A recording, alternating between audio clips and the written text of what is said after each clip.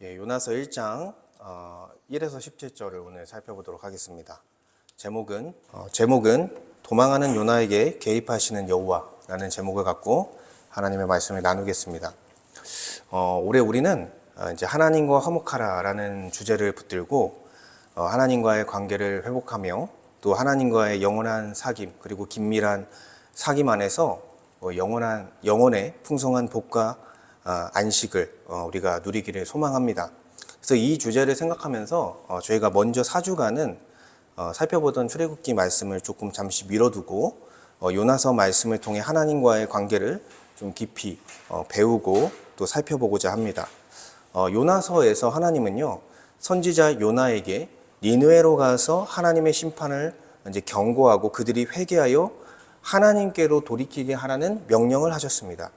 그런데 요나는 그 명령을 기쁨으로 받아들이지 못했고요. 요나는 이스라엘만이 가진 그 선민사상, 자기들만이 선택받은 하나님의 백성이라는 그 선민사상을 가지고 그 당시에 고대 근동의 패권을 쥐고 있던 그 아수르의 수도 니느웨 사람들을 이방인이며 잔혹한 자들로서 경멸하고 그렇게 무시했습니다. 그래서 그들이 하나님께로 돌이킨다는 것을 도무지 받아들이지 못하면서 그것을 복음을 전하는 것을 요나는 계속해서 거부하는 스토리가 이어집니다. 이 요나서 전체에서.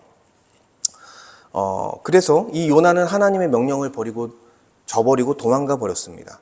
겉으로는 하나님의 뜻을 알고 하나님을 잘 알고 있지만 실제로는 하나님의 기준이 아니라 자신의 기준을 더 붙들고 있던 선지자였다라는 것을 이 요나서 본문을 통해서 보여주고 있는 것입니다. 그래서 요나서는 바로 이 지점에서 하나님보다 자기가 기준이 되어 그러한 불신앙적 태도를 보이는 그 요나, 그리고 그 요나를 하나님께서 끝까지 포기하지 않으시고 온전하게 다루어 가시는, 개입하셔서 다루어 가시는 그 내용이 이 요나서 전체의 스토리라고 할 수 있습니다.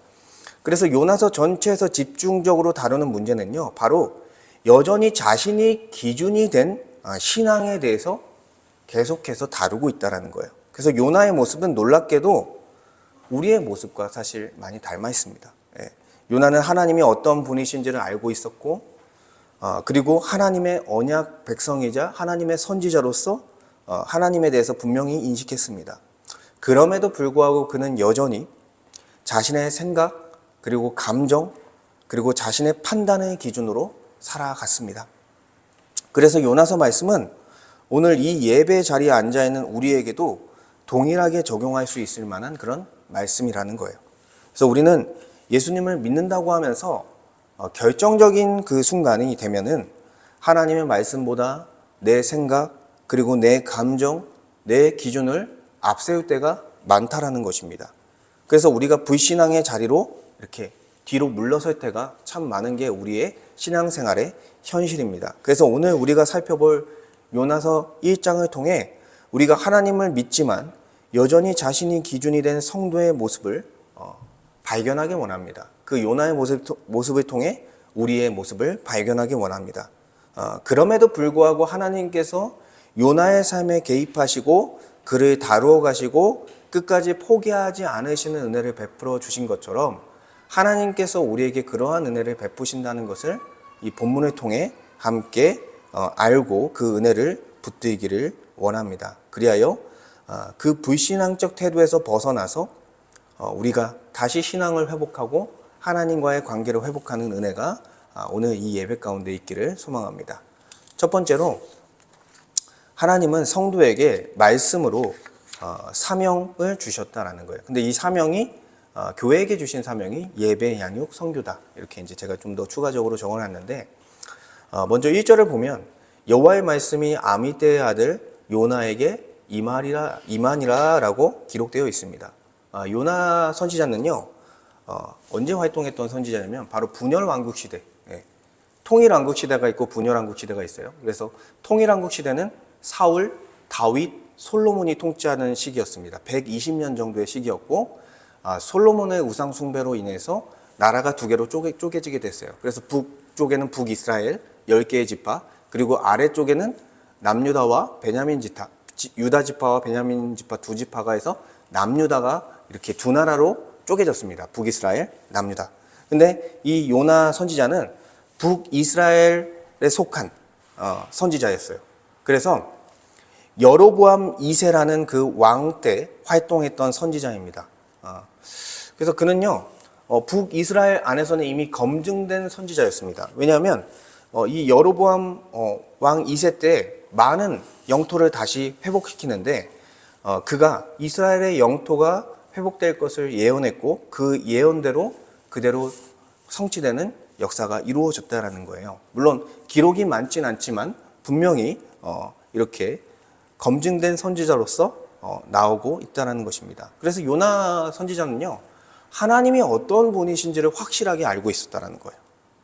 하나님이 만물의 주권자이시오, 그리고 죄인들을 향하여 은혜로우시고 자비로우시고 노하기를 더디하시고 인애가 크신 분이라는 사실을 알고 있던 선지자가 바로 요나입니다. 그런 요나에게 하나님이 다시 찾아오셔서 여호와의 말씀이 임하게 하셨다는 거예요. 여기서 중요한 것은 하나님이 요나를 부르실 때 어떻게 임하십니까? 어떻게 임하십니까? 말씀으로 임하셔서 부르십니다. 말씀으로. 그러니까 하나님은 요나에게 특별한 사명을 주시기 위해서 그 사명을 하나님의 말씀을 통해 전달하고 있다라는 것이죠. 이처럼 하나님도요, 우리를 말씀으로 부르시는 거예요. 말씀으로.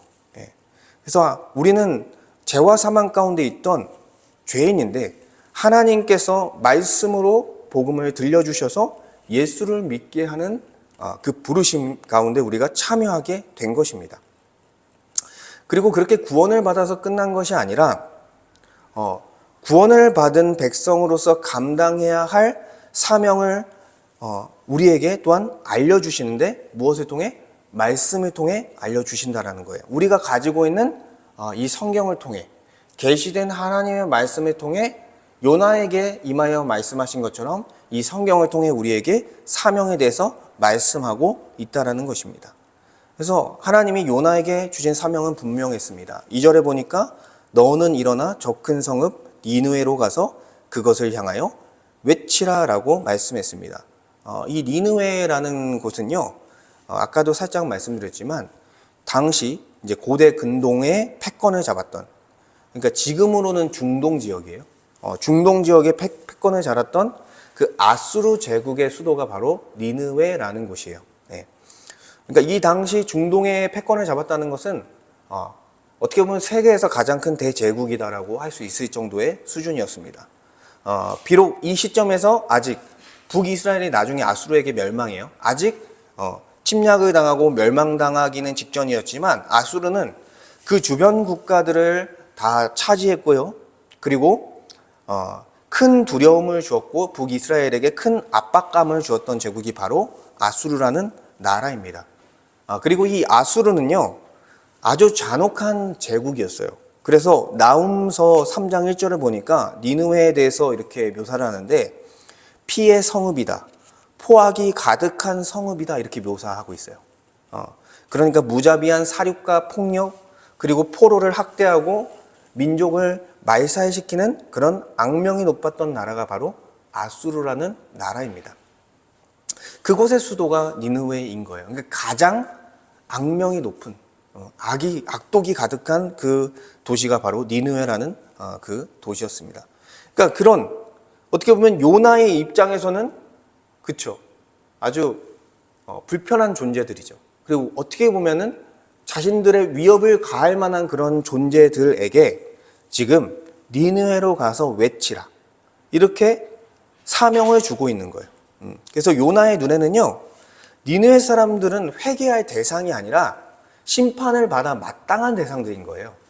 저들은 그냥 심판을 받아야지, 지옥에 가야 할 그런 대상인 거예요. 그런데 하나님께서는 그 사람들에게 가서 경고를 하라는 것입니다. 그래서 하나님은 왜 요나를 니느웨에 보내시는지를 이제 덧붙여서 말씀해 주십니다. 2절 후반절에 보니까 그 악독이 내 앞에 상달되었음이니라. 아까 말씀하신 것처럼 니느웨 그 성읍에 악독이 가득했다.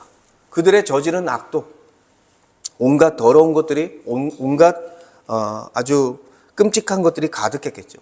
근데 그것을 누가 보고 계신 거예요?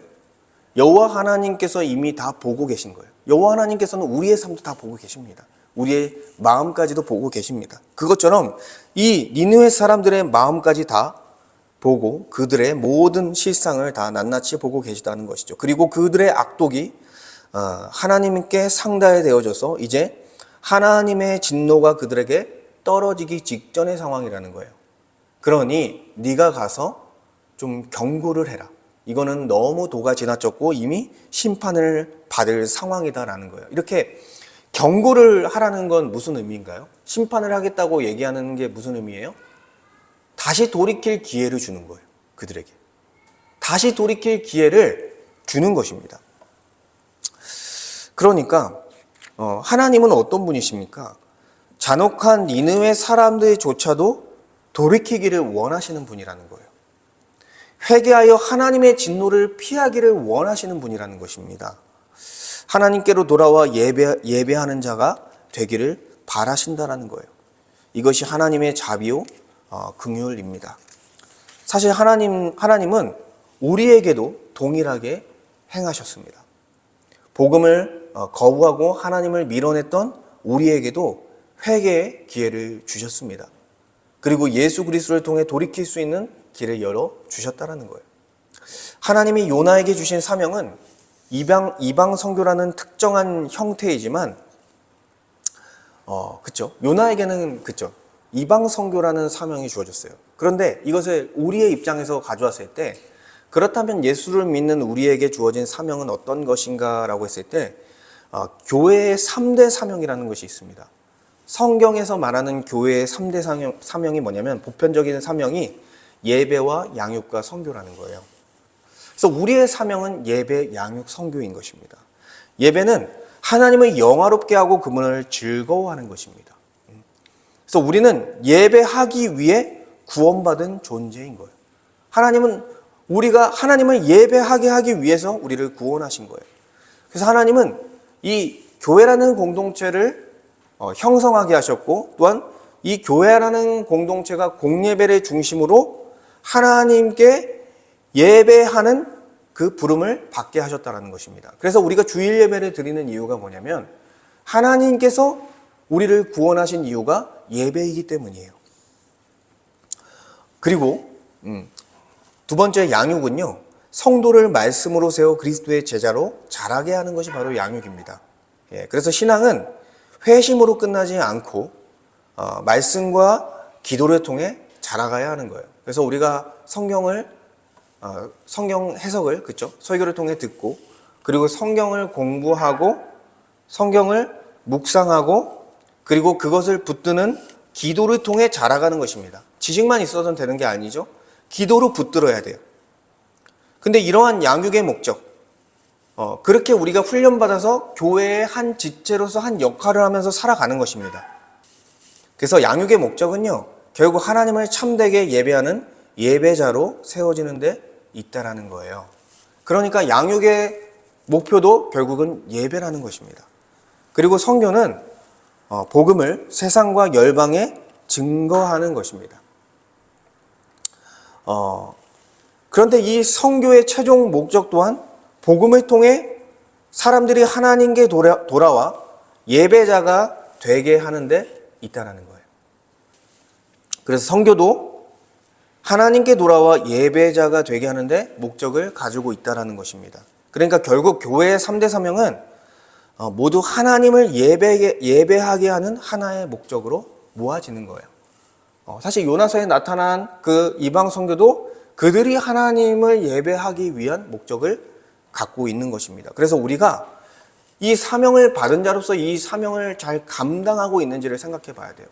우리의 사명의 핵심은 예배입니다. 우리가 정말 하나님께 참된 예배를 드리고 있는가? 우리는 우리의 신앙을 돌아봐야 되는 것입니다. 두 번째로, 하나님은 주의 얼굴을 피하는 성도에게 고난을 겪게 하신다라는 내용입니다. 3절과 10절입니다. 니느웨에 가서 외치라는 하나님의 명령을 받은 요나는요, 안타깝게도 그 말씀에 처음부터 순종하지 않았습니다. 그래서 3절에 보니까 그러나 요나가 여호와의 얼굴을 피하려고 일어나 다시스로 도망하려 하여 라고 말씀하고 있습니다. 요나는 하나님을 모르는 사람이 아니었습니다. 하나님의 성품도 알았고요. 하나님이 만물의 주님이심도 알았습니다. 그럼에도 불구하고 여호와의 명령 앞에서 여호와의 얼굴을 피하여 자기 기준으로서 선택하는 그런 불신앙을 저지르게 되었습니다. 그러니까 요나의 입장에서는 납득이 안 가는 거예요. 하나님께서 그들에게 결국 복음을 전하라는 거잖아요. 다시 돌이킬 수 있는 기회를 주라는 거잖아요. 그것 자체가 납득이 안 간 것입니다. 심판받아야 마땅한 자들이라 생각했던 것입니다. 그 배경에는 이스라엘 백성 안에 깊이 자리 잡고 있던 왜곡된 선민사상, 선민의식이 있었다는 거예요. 그들만이 하나님께서 택하신 하나님의 백성이라는 그런 왜곡된 신앙 안에 갇혀 있는 것입니다. 그래서 이방인을 배척하고 이방인을 사람처럼 여기지도 않았던 거예요. 심지어 잔혹한 니느웨 사람들은 더더구나 그들은 결코 구원을 받아서는 안 되는 사람처럼 여겼다라는 것이죠. 그런데 이것은 하나님께서 말씀하신 것을 사실 거스르는 것입니다. 하나님은요, 아브라함을 통해서 이스라엘 민족을 세우시기 위해서 아브라함을 부르실 때부터 아브라함과 그의 자손들을 복의 근원으로 삼아 이방에 하나님의 언약, 하나님의 복음을 전하고자 하는 목적을 갖고 있었습니다. 그리고 이스라엘이 형성될 그 출애굽한 이후에 이스라엘 백성에게도 너희들이 제사장 나라가 될 것이다라는 말씀을 통해서 이 세상과 하나님과의 다리 역할을 감당하는 백성이 바로 너희들이라는 것을 분명히 알려주셨어요. 그럼에도 불구하고 이들은 자기들만 하나님께 택한 백성이라는 그런 왜곡된 신앙 속에 빠져서 어떻게 보면 신약 시대의 바리새인들처럼, 그렇죠? 서기관들과 장로들처럼 자신들만이 무슨 기득권을 가진 사람처럼 그렇게 이 요나는 이 북이스라엘 백성들은 이렇게 생각하고 있었던 것입니다. 요나는 결국 니느웨가 아닌 정반대 방향에 있는 다시스라는 도시로 향하게 되었습니다. 성경은요, 일부러 그런 것 같아요. 지리적으로 완전히 반대에 있는 곳으로 요나가 도망하고 있다라고 설명하고 있어요. 이것은 단순한 이동이 아니라 하나님의 뜻에서 의도적으로 완전히 정반대의 선택을 했다라는 것을 보여주고 있는 거예요. 그래서 이제 스페인의 한 도시인데 이 다시스가 여호와의 얼굴을 이제 피했다라는 거죠. 이 여호와의 얼굴을 피했다라는 건 뭐냐면 하나님이 누구신지는 알지만 하나님의 통치는 내가 받지 못하겠다라는 거예요. 하나님의 말씀 앞에 서지 않겠다라는 것입니다. 그러니까 순종이 없는 그렇죠. 그냥 겉으로만 드러난 그런 신앙이라는 것입니다.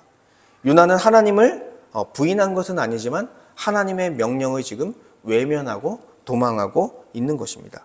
근데 마침 요나가 욥바라는 항구로 내려갔는데 다시스로 가는 배를 곧장 만나게 되고 뱃삭스에 주고 배에 오르게 되었습니다. 하나님의 말씀을 거역했지만 겉으로 보기에는 모든 일이 이렇게 순조롭게 풀리는 것처럼 보였다는 거예요. 이때 요나는 아마도 자신이 선택을 잘했다고 착각했을지도 모르겠습니다. 우리 역시 하나님께서 주신 사명 앞에서 자신의 기준으로 선택할 때가 참 많다라는 것입니다. 예배도 하나님이 정해준 그 기준이 아니라 내 상황과 내 감정에 따라 결정하고요. 그리고 양육도 필요할 때만 취사 선택하며 그리고 선교 역시 내가 감당할 수 있고 내가 호감을 느끼는 대상에게만 하려는 우리의 습성이 있다는 것입니다. 이렇게 우리는 하나님을 떠난 것처럼 보이지 않으면서도 실제로는 주의 얼굴을 피하는 신앙생활을 너무나도 많이 하는 게 우리의 실상이라는 것입니다. 그리고 요나처럼 겉으로는 일이 잘 풀리는 것 같으면요, 자신의 불순종에 대해 점점 무감각해지는 거예요. 아, 내가 그렇게 잘못하지 않았구나.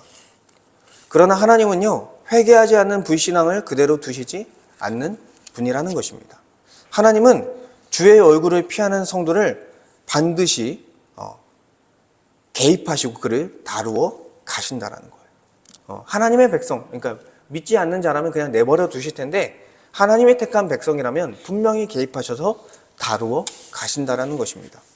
4절에 보니까 갑작스럽게 여호와께서 큰 바람을 바다 위에 내리시며 바다 가운데 큰 폭풍이 일어나 배가 거의 깨지게 된지라 라고 말씀하고 있습니다. 그러니까 하나님의 명령을 거역하고 다시스로 향하던 요나의 항해는요, 처음에는 순조로워 보였습니다. 그렇죠. 그런데 그 평화는 오래 가지 않았다라는 거예요. 하나님은 여호와의 얼굴을 피한 요나를 그냥 두지 않으셨습니다.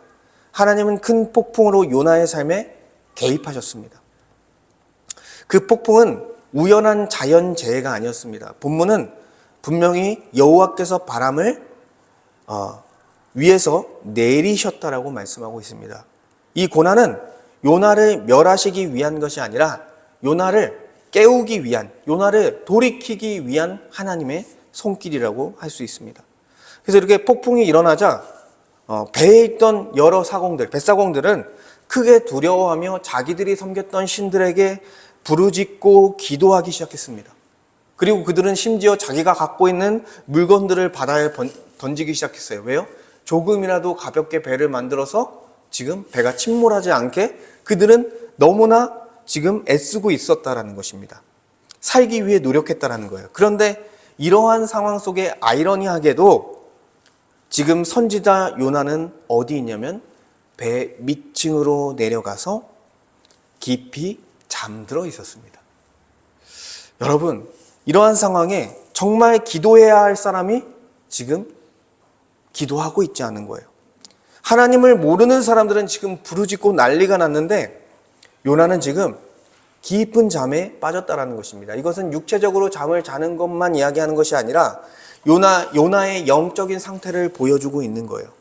이미 그는 하나님 앞에서 오래도록 영적으로 잠들어 있었던 것입니다.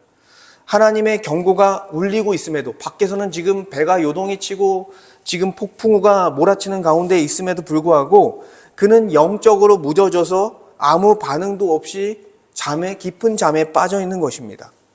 우리도요, 죄를 회개하지 않고 계속해서 그 자리에 머물러 있을 때 동일한 일이 발생한다라는 거예요. 하나님께서 고난이라는 어떤 위험 신호를 주십니다. 경고등을 켜주십니다. 우리의 삶에 있어서. 그런데 삶이 흔들리고 우리를 깨우시기 위해서 그러한 경고등을 주심에도 불구하고 영적으로 둔감해질 때는요, 그 신호를 우리가 알아차리지 못한다라는 거예요. 그리고 문제가 커지고 마음은 점점 무뎌지게 되는 것입니다.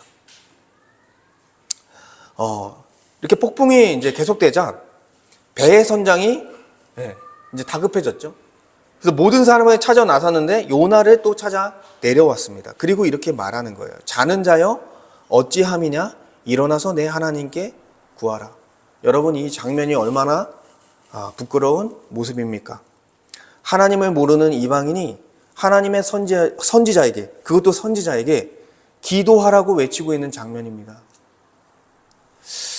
오늘날에도 교회가 하나님 앞에 깨어있지 못할 때 세상으로부터 이러한 질타를 듣게 되는 거예요. 교회가 그러면 안 되지 않느냐. 그래도 교회는 다를 줄 알았는데 이런 질타를 우리가 받게 될 때가 있다는 것이죠. 사실 이거는 영광이 아니라 매우 수치스러운 것입니다. 교회가 하나님의 뜻대로 살아가지 않을 때 세상의 칭송이 아니라 책망을 받게 된다는 거예요. 하나님은 요나를 미워서 폭풍을 보내주시는 것이 아니라 요나를 포기하지 않으셔서 폭풍을 보내셨습니다. 하나님은 주의 얼굴을 피하는 성도를 고난을 통해서라도 깨우시고자 하는 그런 분이시라는 거예요. 폭풍은 여전히 멈추지 않았습니다. 그래서 배에 타고 있던 사람들이 서로 말하는 거예요. 이 재앙이 누구로 말미암아 우리에게 임하였나 알아보자. 도대체 누구로부터 이 재앙이 시작되었는가? 그래서 이들이 선택한 방법이 뭐예요? 제비를 뽑는 장면. 네. 흔치 않죠? 제비를 뽑는 장면이 나오는데 본문은 이렇게 기록합니다. 제비를 뽑으니 제비가 요나에게 뽑힌지라. 하나님은 제비 뽑기를 통해 큰 폭풍의 원인이 누구로부터 시작했는지를 분명하게 알려주었습니다. 하나님은 주권적으로 제비 뽑기를 통해 요나가 이 폭풍의 원인이라는 사실을 그와 거기 있는 모든 사람들에게 알려주신 것입니다. 그 고난의 이유는 어떤 환경적인 것도 아니고 바다의 어떤 물결 때문에 그런 것도 아니고 어떤 다른 사공으로부터 그런 것도 아니고 바로 요나 이 한 사람으로부터 말미암았다라는 것을 보여주고 있는 것입니다. 요나는 하나님의 말씀도 알고 있었고 하나님의 뜻, 하나님이 원하시는 바도 알고 있었고 그럼에도 불구하고 자신이 기준이 되어져서 주의 얼굴을 피했고 그 불순종의 결과로 결국에는 그뿐만 아니라 그가 속한 그 배 전체가 공동체 전체가 위협을 당하는 그런 안타까운 사건에 휘말린 것입니다. 그래서 사람들은 요나에게 어떻게 보면 분노하며 물은 거죠. 8절에 보니까 이 재앙이 누구 때문에 우리에게 임하였는가 말하라. 내 생업이 무엇이며 내가 어디서 왔으며 내 나라가 어디며 어디 민족에 속하였느냐. 이 질문은 단순히 그냥 호구조사하는 게 아니죠. 도덕적인 영적인 책임을 묻고 있는 거예요.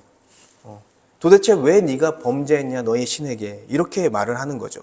요나는 이렇게 대답합니다. 나는 히브리 사람이요 바다와 육지를 지으신 하늘의 하나님 여호와를 경외하는 자로라.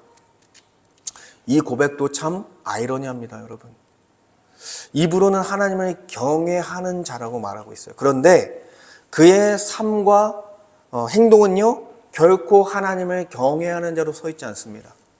교만한 자로 서 있습니다. 하나님의 기준이 아니라 자기의 기준으로서 선택하고 있는 거예요. 10절에 자기가 여호와의 얼굴에 피함인 줄을 그들에게 말하였으므로 무리가 알고 심히 두려워하여 내가 어찌하여 그렇게 행하였느냐라고 말하고 있습니다. 요나는 자신에 의해서 이런 일이 벌어졌다라는 것을 결국 시인했습니다. 그리고 무리는 두려워하면서 요나를 책망하고 있는 거예요. 어찌하여 네가 그렇게 행했냐? 어찌하여? 요나는 하나님을 모르는 사람이 아니었음에도 지금 그의 고백과 그의 순종의 삶이 완전히 분리되어 있는 거예요. 입으로는 고백하지만 삶이 따라와 주지 않는 상황입니다. 이것이 정말 어떤 상황입니까? 하나님을 경외하지 않는 모습이에요. 하나님을 경외한다고 하지만 하나님을 정말 경외하지 않는 그런 사람의 모습입니다.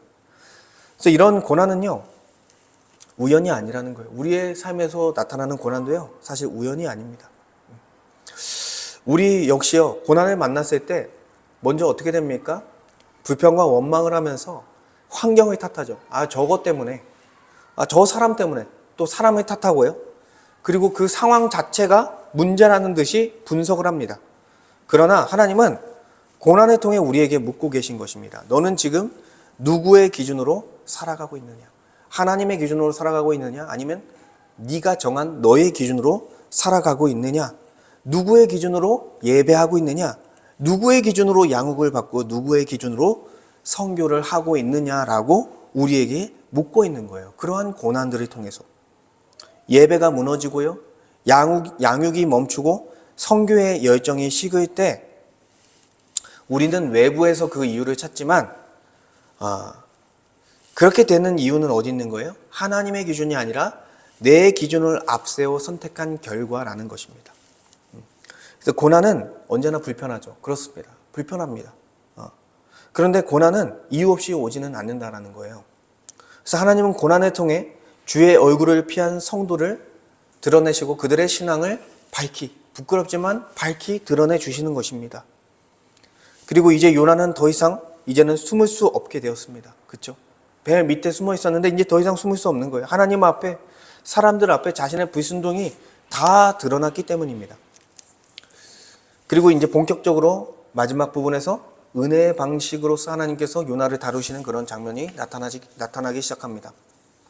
세 번째, 하나님은 주의 얼굴을 피하는 성도들에게 은혜로 개입하시며 돌이킬 기회를 주신다라는 내용이 11절부터 17절까지의 내용입니다. 앞선 본문에서 하나님이 주의 얼굴을 피하는 성도를 고난으로 깨우신다는 사실을 보여주셨습니다. 그렇다면 고난 앞에서 성도는 자동으로 회개하게 되는가? 우리가 이렇게 생각해 볼 수 있어요. 고난이 왔을 때 우리는 정말 회개하는가? 여러분 그렇습니까? 근데 본문은 그렇지 않다고 안타깝게 말을 하고 있는 거예요. 우리가 고난을 당할 때 바로 회개할 수도 있겠지만 근데 그렇지 않은 경우가 더 많은 것 같아요. 그래서 인간은 여전히 자기 기준을 계속 고집스럽게 붙들며 나아가고 있는 것입니다. 근데 이러한 지점에서 하나님의 은혜가 발동하고 주권적인 개입이 들어가게 되는 것입니다. 바다가 점점 흉흉해졌습니다. 그러니까 바다의 물결은 이제 그 배 안에 있는 사람들이 더 이상 감당할 만한 상태가 아니었다라는 거예요. 언제든지 배가 지금 엎어질 상황이었다라는 것입니다. 사람들은 요나에게 물었습니다. 우리가 너를 어떻게 하여야 바다가 우리를 위하여 잔잔하겠느냐. 그러니까 너 때문에 지금 이렇게 우리가 다 죽을 위기에 처했는데 지금 어떻게 해야겠느냐. 네가 지금 돌이켜야 되지 않겠느냐. 회개를 촉구하고 있는 거예요, 사실은. 하나님께 돌아갈 기회를 이방인의 입에서 주고 있는 것입니다. 그러나 요나는 이렇게 말합니다. 뭐라고 말했습니까? 12절에 나를 들어 바다에 던지라. 여러분, 겉으로는 나름 책임지는 말처럼 들리지만 어떤 말이에요? 자신이 바다에 던져진다 하더라도 하나님이 명령하신 니느웨로는 못 가겠습니다라고 지금 고집을 부리고 있는 거예요. 하나님이 명령하신 사명을 내가 감당할 수 없습니다. 자기가 가진 고집을 꺾지 않고 있는 것입니다. 고난이 찾아왔음에도 그의 마음은 어떻게 됐습니까? 더욱 완악해졌습니다. 그렇죠? 바로의 마음이 재앙을 맞이했을 때 계속해서 완악해진 것처럼 지금 요나의 마음이 계속해서 완악해지는 모습이 있었다는 거예요. 그리고 오히려 그 마음이 굳어버렸고 하나님께 나아가기보다는 스스로 판단하여 그들의 생명을 보존하며 보존할 수 있는 인간적인 방법을 제안하고 있는 것입니다. 나를 던지면 너희들은 살 것이다. 순종하지 않겠다라는 거예요, 결국 끝까지. 여러분, 고난 자체가 그러니까 우리를 변화시키지 않을 때가 더 많다라는 것이죠. 그래서 고난 앞에서도 우리는 여전히 말씀보다 자기 기준을 붙들 때가 많다라는 거예요. 우리의 고집스러운, 우리의 아집, 우리의 선입견을 쉽게 놓지 못하는 경향이 크다라는 것입니다. 여러분은 어떻습니까? 위기가 찾아왔을 때, 고난이 찾아왔을 때 여러분은 어떻습니까? 우리도 하나님께서 분명 말씀으로 명령해 주신 진리의 말씀이 있음에도 불구하고 끝내 자기가 가진 기준을 포기하지 않는 모습들이 너무나 많다라는 거예요. 예수 그리스도 하나님을 믿는다고 하지만 말씀을 알면서도 내 기준을 포기하지 않는 순간들이 너무나 많다라는 것입니다. 하나님은 분명히 예배를 명령하셨습니다. 한몸된 교회가 드리는 공예배, 특히나 주의 날을 기념하는 주일 예배를 통해 하나님을 영화롭게 하기를 원하신다는 거예요. 그런데 우리는 어느 순간부터 이 정도면 됐지, 몇 번 빠지는 것은 괜찮다라고 생각하는 생각이 들어왔습니다. 그 고집이 있는 거죠. 온 마음을 다하진 못했지만 예배에 참석하는 것으로 괜찮다라고 생각합니다. 하나님이 정한, 우리가 정말 전심으로 예배해야 되지 않겠습니까? 말씀에 근거한다면. 근데 예배의 기준을 하나님의 말씀이 아닌 내 기준에 맞추어 조정하고 있는 거예요. 그래서 하나님은 성도를 말씀으로 세워 자라가게 하려고 또 하셨지만 우리가 또한 바쁘다는 이유로, 내 삶이 버겁다는 이유로 말씀을 등한히 합니다. 말씀을 등한히 해요. 너무나 안타까운 것이죠. 그래서 주일에 듣는 말씀 여러분 잘 들으셔야 되는데, 주일에 듣는 말씀에 대한 귀함을 알아야 되는데 쉽게 여깁니다. 그리고 성경 공부를 취사선택하는 것이고, 그리고 매일 우리가 볼 수 있는 이 말씀에 대한 부분에 있어서도 아무렇지 않게 매일 넘어가는 일이 너무나 많다라는 거예요. 그리고 우리를 증인으로 부르셨지만 내가 편한 사람, 내가 부담스럽지 않은 사람에게만 다가가고 있는 것이 우리의 연약한 현실입니다. 예. 이게 우리 기준으로 신앙생활하는 우리의 모습인 거예요. 예. 그래서 우리는 하나님을 경외하며 예배한다고 말하지만 너무나 쉽게 실제적으로 주의 얼굴을 피하는 모습이 있다는 것입니다. 말씀은 듣지만 순종하는 것에서는 한 발 물러서 있는 모습이 우리의 모습이다라는 것이죠. 하나님은 말씀을 듣고 지키라고 하셨지만 우리는 마음에 드는 말씀 구절은 열심히 붙듭니다. 그렇죠? 그렇지만 우리의 탐욕과 쾌락을 지적하는 불편한 말씀들은 마음속에서 계속 밀어내고 있는 것이죠. 그래서 우리의 신앙생활은 기간이 늘어나고 있습니다. 그렇죠. 우리 하늘길 교회도 이제 5주년이 다가오고 있어요. 네. 5월이 되면 5주년이 됩니다. 그런데 신앙생활 기간은 늘어나는데 우리의 순종은 미루어지고 변화되는 모습은 거의 찾아볼 수 없는 그런 모습들이 여전히 우리의 삶 속에 있다라는 것입니다. 물론 변화된 부분도 있죠. 그렇지만 우리의 그런 느슨한 신앙생활의 모습은 안타까운 것입니다. 그래서 사공들은 요나의 말을 듣고도 쉽게 그를 바다에 던지지 못했습니다. 왜냐하면 여러분 생각해 보세요. 자기를 던지라고 했지만 던지는 건 뭐예요? 간접살인이에요. 바다에 빠지면 죽겠죠. 그 상황에서. 그래서 그들이 어떻게 했습니까? 그래도 그들이 양심이 있었던 것 같아요. 13절에 보니까 힘써 노를 저어 육지로 돌아가고자 했다는 것입니다. 예. 끝까지 그 사람을 그래도 살리려고 애쓴 거예요. 예. 그런데 이 상황이 오히려 더 악화됐습니다. 바다가 점점 더 흉흉해졌다. 예. 인간적인 방법을 써서 어떻게든 해결하려고 했는데 더 안 좋아진 것입니다. 근데 이 한 성도의 불신앙은요, 여러분, 개인의 문제로 끝나지 않는다는 게 문제예요. 요나 한 사람의 불신앙이요, 이 배에 타고 있는 모든 사람의 생명을 위기로 몰아넣었다는 것입니다. 여러분, 오늘날도 마찬가지입니다. 한 사람의 예배가 무너지면요, 교회 공동체 전체에 영향을 미치는 거예요. 그렇지 않겠습니까? 우리가 한 몸이라고 하고 한 가족이라고 하는데 이 교회가 무너지면 공동체 전체에 영향을 미치는 거예요. 그게 하나님이 기뻐 받으실 만한 예배가 되지 않는 것입니다. 그리고 한 사람의 양육이 지연되면요, 공동체 전체의 수준이 떨어지게 되는 것입니다. 신앙적으로. 함께 양육을 받으면서 지적으로 그리고 말씀을 붙들면서 신앙적으로 자라가야 되는데 몇몇 사람들이 양육을 받지 않게 되면서 그렇죠. 신앙의 불균형이 이루어지고 공동체 전체의 수준은 약화되는 그런 모습들이 실제로 교회 안에 드러나게 되는 것입니다. 결국 한 사람의 불순종은 교회 전체를 흔들거리게 한다는 거예요. 불신앙은 그래서 결국 개인적인 선택의 문제가 아니라는 것입니다. 그래서 우리의 개인의 불신앙을 가볍게 여길 수가 없는 거예요. 제가 너무 오늘 좀 강한 메시지지만 정말 불신앙이 여러분 옆에 있는 사람들에게도 엄청난 영향을 미친다는 것을 여러분이 아셨으면 좋겠습니다. 나 하나는 괜찮지라는 생각이 정말 무서운 생각입니다. 왜냐하면 우리는 연결되어 있습니다. 한 몸 한 가족으로 하나님이 부르셨어요. 우리가 각자 개인 따로 사는 것 같지만 우리는 영적으로 연결된 성전으로서 정말 우리의 어떠함이 다른 지체들에게 엄청난 파급력을 갖게 된다는 것입니다. 그래서 우리가 더 지체들을 보며 경각심을 갖는 거예요.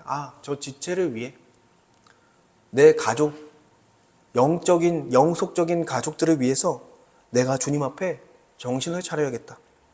우리가 이렇게 생각하며 가는 것이죠. 그리고 이제 놀라운 장면이 등장합니다. 어떤 장면이에요? 14절에 보니까 사공들이 여호와께 부르짖기 시작한 거예요. 지금 요나는 지금 돌이키지도 않았는데 여호와께 부르짖기 시작했습니다. 자기의 신이 아니에요. 이제는 여호와께 부르짖기 시작했습니다. 여호와여 구하고 구하오니 이 사람의 생명 때문에 우리를 멸망시키지 마옵소서. 무죄한 피를 우리에게 돌리지 마옵소서라고 부르짖으며 기도했다라는 것입니다. 요나는 침묵하고 있는데 이방인들이 하나님께 기도하고 있다는 거예요. 그들이 정말 하나님만을 유일한 신으로 인정한 것인지는 모르겠습니다. 그런데 분명한 것은 그들이 섬기는 신보다 여호와 하나님이 위대하다는 사실을 알게 된 것입니다. 이 사건을 통해서. 그리고 그것을 인정한 것이 여호와께 기도하고 있는 모습을 통해 드러나고 있는 거예요. 바다가 점점 더 흉흉한 상황에서 어쩔 수 없이 그들은 요나를 바다에 던져버리게 됩니다. 요나가 바다에 던져지자 바다가 그렇게 뛰놀고 큰 폭풍이 일어났었는데 곧바로 그치게 되었다는 거예요. 또 한 번 사공이 놀라게 됩니다. 여호와께서 결국 그 사람을 처리하는 이 폭풍이 멈추는 걸 보면서 더 경외할 수밖에 없는 사건으로 그들에게 다가오게 된 것이죠. 결국 그들은 어떻게 합니까? 여호와께 제사하고 성회했다. 어쨌든 그들이 분명히 완전히 언약 백성이 되었다는 건 모르겠습니다. 그렇지만 분명한 것은 하나님께 예배하며 나아가는 모습이죠. 네. 자기들의 신보다 여호와 하나님이 더 큰 신이라는 존재로서 예배하고 있는 거예요. 네. 그리고 그렇다는 것은 하나님은 여기서 은혜를 베풀고 있다는 거예요. 한 성도의 불순종으로 공동체 전체의 위기를 가져올 수는 있습니다. 그럼에도 불구하고 하나님께서는 그 불순종하는 주변 사람들의 신앙을 지켜주는 은혜를 베풀어 주신다는 거예요. 여러분, 우리의 신앙의 위기 그리고 공동체의 위기가 찾아올 때도요, 하나님께서는요, 어떻게든 공동체가 유지될 수 있도록 도우신다는 것입니다. 여러분, 우리의 불순종을 생각해 보세요. 저만 해도, 제 불순종만 생각해도 이미 교회는 망했어야 돼요. 그렇지 않습니까? 저 한 명의 불순종만 생각해도 우리 교회는 없어져야 정상입니다. 그런데 하나님께서 우리 교회를 유지시키고 있는 거예요. 누구의 은혜로? 우리의 괜찮음이 아니라 하나님의 주권적인 은혜로 이 교회가 계속해서 예배 공동체로 갈 수 있도록 유지시키고 있는 것이 바로 하나님의 주권적인 개입, 주권적인 은혜라는 것입니다. 이것이 우리의 불순종임에도 불구하고 우리의 교회를 이끌어 가시는 하나님의 은혜라는 거예요. 요나에게는 부끄러운 장면이지만 동시에 하나님의 은혜가 얼마나 큰지를 보여주는 장면이라는 것입니다. 그리고 17절에 여호와께서 이미 큰 물고기를 예비하사 요나를 삼키게 하셨으므로 요나가 밤낮 3일을 물고기 뱃속에 있느니라 라고 말씀합니다. 여러분, 현대 과학으로는 이해할 수 없는 초월적인 역사가 일어났습니다. 사람이 물고기 뱃속에서 생존하는 기적이 일어났습니다. 소설 같은 이야기죠. 그런데 소설이 아닙니다, 여러분. 하나님의 초월성을 믿으십시오. 왜냐하면 천지를 창조하시고 모든 피조물을 만드신 분이 바로 하나님이십니다. 불가능한 것이 없습니다. 그래서 하나님은 모든 자연 만물을 사용하실 수 있는 유일한 분이시다라는 거예요. 근데 중요한 건 뭐예요? 하나님은 요나를 즉시 멸하지 아니하셨다라는 거예요. 주의 얼굴을 피한 요나의 생명을 보호하시기 위해서 이미라는 표현이 있어요. 이미 큰 물고기를 예비하사 불순종하는 요나의 생명을 보존하시기 위해 이미 다 준비하셨다라는 거예요. 하나님은 요나가 바다에 던져진 그 순간에 급히 대응하신 것이 아니라 이미 아마도 요나가 도망할 때부터, 요나가 주의 얼굴을 피할 때부터, 그 전부터 사실은 다 요나를 살리기 위한 은혜의 길을 준비하고 계셨고 다시 회개할 수 있는 기회를 주시고자 했다라는 것입니다. 이것이 하나님의 은혜라는 거예요. 여러분, 하나님께 불순종하며 자기 기준으로 고집을 부리는 우리를요, 그냥 하나님은 내버려 두시면 되는데 내버려 두시지 아니하신다라는 거예요. 개입해 주신다라는 것입니다. 간섭받는 것 같지만 여러분, 너무 감사한 일이에요. 때로는 고난을 통해 우리를 멈추게 하시고 때로는 삶을 흔들어 깨우시며 또한 불신앙 가운데 비참한 자리까지 내려갔을 때에도 그 자리에서 은혜로 손을 내미시는 분이 우리 아버지 하나님이시다라는 것입니다. 요나는 끝까지 온전치 못한 모습을 보이고 있습니다. 오늘 본문에서 불순종했고 도망쳤고 고난 앞에서도 완악했습니다.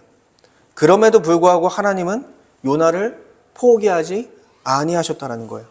그의 생명을 보호하시기 위해 이미 큰 물고기를 예비하셨고요. 다시 하나님을 바라볼 수 있는 그 물고기의 뱃속을 마련해 주신 거예요. 우리는요, 요나서가 단지 한 선지자의 이야기가 아니라 바로 이 복음을 가리키고 있다는 것을 이 부분을 통해 우리가 생각해 볼 수 있습니다. 그러니까 예수님께서 한 가지 좀 복음서 이야기를 해보면 예수님께서 바리새인들과 서기관들에게 말씀하신 그 말씀이 있습니다. 제가 말씀드리면 마태복음 12장 39절에 악하고 음란한 세대가 표적을 구하나 선지자 요나의 표적밖에는 보일 표적이 없느니라. 아멘. 이게 어떤 상황이냐면 그들이 예수님을 시험하는 상황이에요. 그렇죠? 예수님을 깎아내리기 위해 다른 막 표적들을 일으켜 달라고 요구하는 거예요. 그런데 너희들에게는, 악하고 음란한 너희 같은 세대에게는 이미 일어난 요나의 표적밖에는 보일 표적이 없다라는 것입니다. 그래서 이 사건은 요나 개인의 구원만을 이야기하는 것이 아니라 앞으로 오실 예수 그리스도의 사역을 미리 보여주는 예표적인 사건이라는 것입니다. 예수 그리스도께서는 요나보다 크신 분으로 오셨고요. 그리고 자신의 죄가 아니라 우리 죄를 짊어지시고 십자가에서 실제로 죽으셨습니다. 그리고 사흘 만에 다시 살아나심으로 죄와 사망의 권세를 완전히 깨트리셨다는 것입니다. 그래서 요나는요, 자신의 불순종 때문에 바다에 던져졌지만 예수님은 우리의 불순종 때문에 십자가에 달리셨습니다. 요나는 하나님의 은혜로 살아났고, 의로우신 예수님은 하나님의 전적인 뜻에 순종함으로 부활하셨고 그를 믿는 우리를 살리셨다는 거예요. 여러분, 감사하지 않습니까? 하나님은 요나를 포기하지 않으신 것처럼 여러분을 포기하지 않고 있다는 거예요. 우리가 하나님께서 참된 예배, 정말 전심으로 예배하길 바라시고, 우리가 전심으로 하나님을 예배하는 예배자가 되고 하나님의 명령에 합당한 삶을 살기를 하나님은 바라시는데, 그 명령을 우리에게 주셨고 사명을 주셨는데, 우리 같은 죄인들은 맨날, 그렇죠, 그것을 거스르고 자기가 정한 기준 안에서 계속해서 불신앙적인 그런 태도를 보이고 있음에도 불구하고, 고난이 와도 더 완악해서 더 자기 맘대로 막 살아가는 우리의 모습이 있음에도 불구하고, 하나님께서는 은혜를 베푸시며 우리를 포기하지 않는다는 메시지를 이 본문을 통해 보내고 있는 것입니다. 여러분의 신앙이 지금 어떠하든지, 여러분의 신앙이 지금 바다 밑에, 지금 배 밑에 지금 있는 것처럼 영적으로 어두워졌다 할지라도 지금 여러분의 삶 가운데 하나님께서 개입하셔서 지금 여러분의 신앙을 돕고 있다는 거예요. 사실 여러분이 여기 왔다라는 것 자체가 하나님이 이미 개입하셔서 역사하고 있다는 것입니다. 사랑하는 성도 여러분, 요나서 1장은 도망하는 선지자의 이야기가 아니라 도망하는 성도를 끝까지 붙드시는 하나님의 이야기입니다. 우리는 하나님을 믿으면서도 여전히 자기 기준을 붙들고 있고요, 주의 얼굴을 피할 때가 많습니다. 그러나 하나님은 그런 우리를 그냥 내버려 두지 않는다라는 거예요. 고난으로 깨우시고 은혜로 길을 막으시고 마침내 회복의 자리로 이끄시는 분이 바로 우리 아버지 하나님이시다라는 것입니다. 그리고 이 모든 은혜의 절정은 요나의 표적이 가리킨 예수 그리스도의 십자가 죽음과 부활에 있다라는 것이죠. 그래서 오늘도 하나님은 도망하는 성도를 버리지 아니하시고 포기하시지 아니하시고 은혜로 개입하셔서 다시 하나님과 화목하게 하기를 원하십니다. 그 은혜 앞에 우리가 자기 기준을 내려놓기 원합니다. 하나님의 말씀 앞에 우리가 다시 서는 우리 모두가 되길 원합니다. 우리 잠깐 말씀을 가지고 기도하기 원합니다. 주의 얼굴을 피해 불순종했던 우리의 모습을 돌아보길 원합니다. 그리고 도망하는 자로서 도망가는 자였음에도 불구하고 은혜로 하나님께서 개입하시고 때로는 고난으로 때로는 은혜로 우리가 회개할 수 있는 기회를 계속해서 허락하시는 주님께 감사하기 원합니다. 그리고 이제는 내 기준이 아니라 하나님이 나의 기준이 되어져서, 말씀이 내 기준이 되어져서 그 앞에 순종할 수 있는 은혜가 우리에게 부어지기를 함께 말씀을 생각하며 기도하도록 하겠습니다. 아버지 하나님, 감사합니다. 주님, 하나님의 말씀을 통해서 이 요나서의 이야기를 통해서 우리의 불신앙적인 태도를 보게 하시니 감사합니다. 예수 그리스도를 우리의 주와 그리스도로 믿는다 하면서 그러지 못한 우리의 신앙을 보게 하여 주시옵소서.